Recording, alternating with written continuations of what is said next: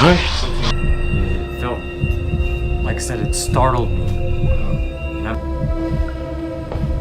want to hear about the day you died. How it happened and why.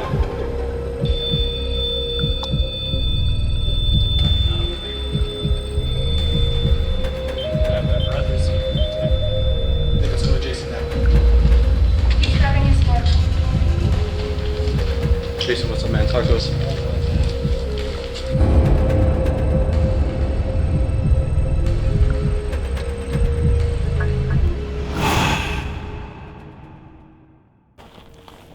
We're back again to discuss another solid piece of evidence from another episode. And we're gonna travel to Bobby Mackey's in Kentucky again, for our trip to the east and our very first experience with Bobby Mackey's. Now, when we showed up there, we weren't expecting to do an investigation at all. What we were expecting was to just do a tour. And how it came about was very interesting. I contacted them months prior and hadn't heard a word about trying to investigate, about trying to be there, and we just went. We weren't expecting to go at all. But then they said, hey, we got an email when we were in Amarillo on our way there. An email stating there's a few spots that just opened up, and it just so happened to be that Sunday. And so they invited us to go onto their tour, and we're like, yeah, we'll do it. So we put our names in, and we decided we're gonna go and tour one of the most haunted locations in the United States, if not the world. And we're really trying to kind of test ourselves and test who we are as paranormal investigators, and kind of give a little taste as to what's to come for us. And while we were there, we experienced some major paranormal activity. Well, first off, the tour guide saw how professional we were when we showed up, and she said, hey, I have a proposition for you guys. Why don't you guys, I'll let you guys investigate a whole area of Bobby Mackey's by yourselves, and I'll have you locked in, no extra charge. We're like, wow. We didn't have all our equipment, we didn't have all our armor, we didn't have all our weapons, we just had ourselves and very minimal equipment. But we got it done, and oh boy did we capture some things. Taya, what did you feel at Bobby Mackey's? So Bobby Mackey's for me was probably the most intense experience of my life. We were there, it started out very weird. I think it all kicked off when she had me step onto that step leading to the room where they had done an exorcism. In that back room, right? Yes. That's where it really started. From there, it called out my name on the SB. Didn't you say that you felt a hand grab your waist? Yes. And you felt the hair off of it? We were sitting in the room where the exorcism was performed, and sitting just like this, you know, but you were at the head of the table, and I was like sitting like this, so there was nobody to the left but a wall. There's no one. And I'm sitting there, and I'm holding the spirit box, I believe, and just out of nowhere, I felt something grasp my leg, and I was able to react quick enough to where I grabbed it, and I felt the hair, the skin, everything. I felt it all in my hand, and I freaked out. I freaked out bad. We have it on camera that no one was anywhere near him.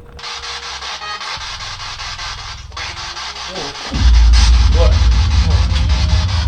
So what that It went to 3.1 when he did that.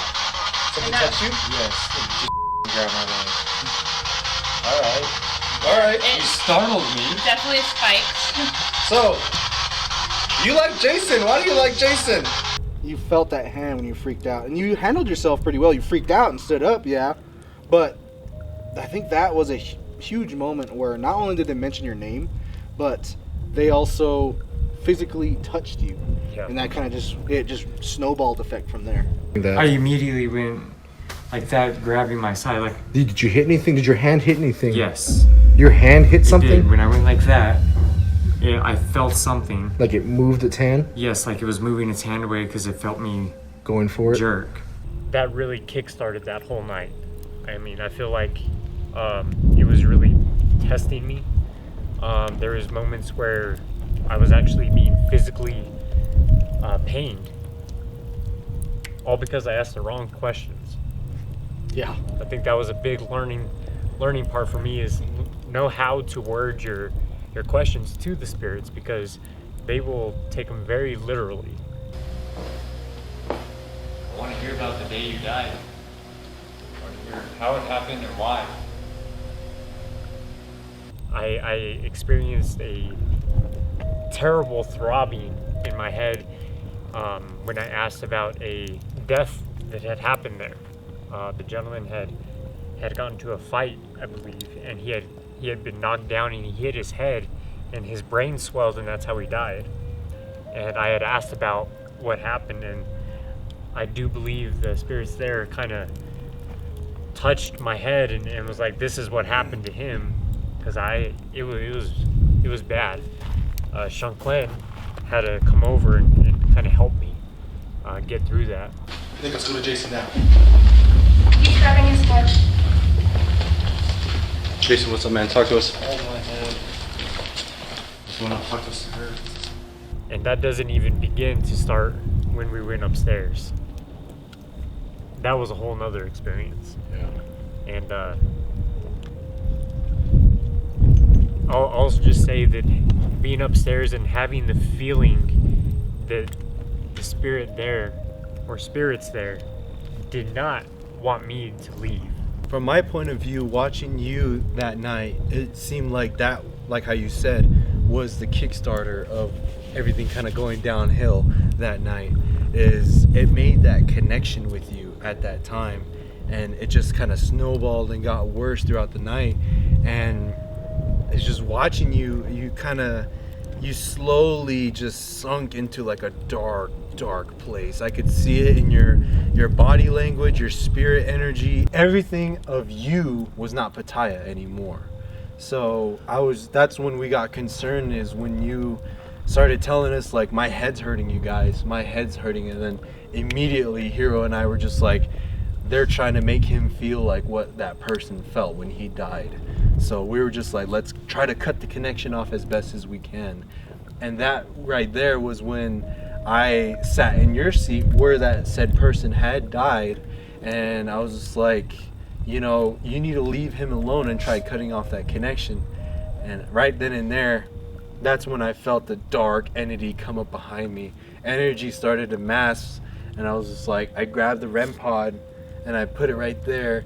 And that, for us as UTS, was one of the first times that we've ever seen the REM pod act like that. It was just going off and off. It was just like mass energy it caught at that time.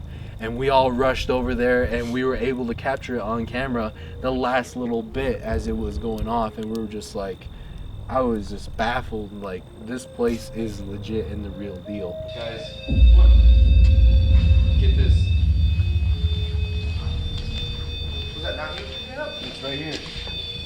Look. I'm not afraid of you. I have my brothers here to protect me. Where'd you go? Went through me.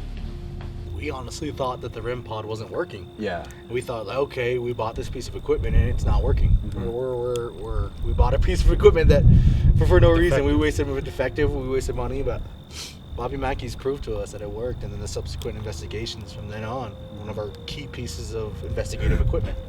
When we went upstairs, that's when they really dissected who you are and kind of flexed, and they were able to call your name out. They called out your sickness, how you have diabetes, and they also called out even your pet fish.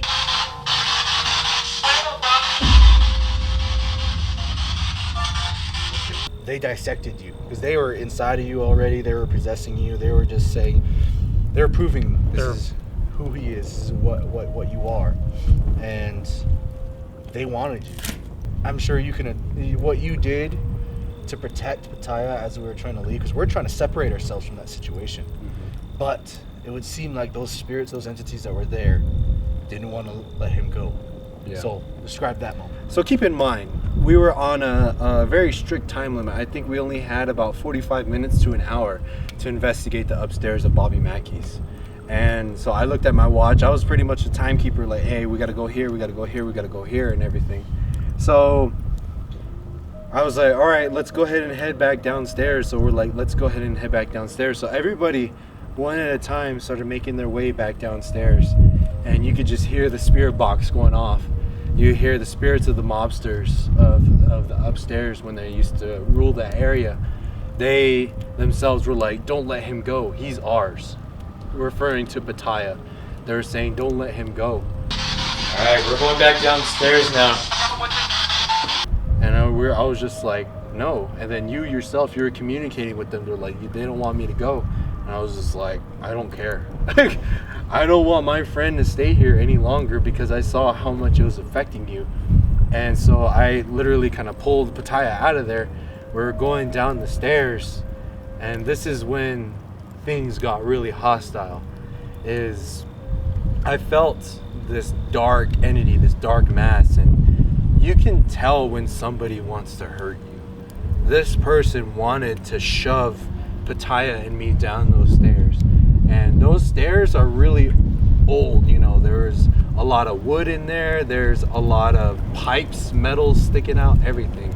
This dark entity made its way toward Pattaya and I, and it wanted to hurt us, possibly kill us too. So that's when I drew my blade, and our blades and our weapons are blessed to where they can pierce into the spirit realm if anything has any hostile intent. So as Pattaya made his way down the stairs, you hear those footsteps run up on us. They were just heavy boot. You hear boots run along the flooring on there. And when it came up on me, I made a jab with my knife.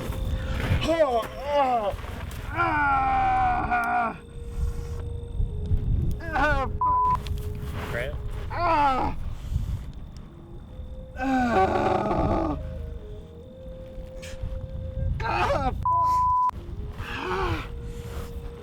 You cramp? Yeah.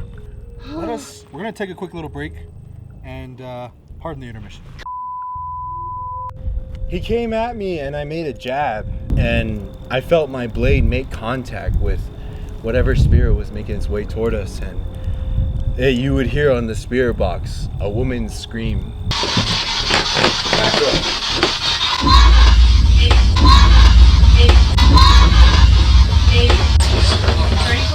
Did I get you? DJ, what? You just screamed. Back up. Unfortunately, we've come later to find out that the bouncer or the head mobster had a wife who was also in charge of the mob at the time. And she jumped in the way, unfortunately, and accidentally killed her. So you killed this female on accident when it was the aggressive male spirit that was coming after you. Correct. And she stepped in, and so we had to perform a lot of different diplomatic talks and in the spirit world. And it was at a time when the truce was up, or when the truce was still active. So we made sure that we were able to take care of things, and it was an act of defense because they were going after a living soul. So we got Pattaya out of there, and we had to perform a major ceremony to be able to cleanse him because he was partially possessed.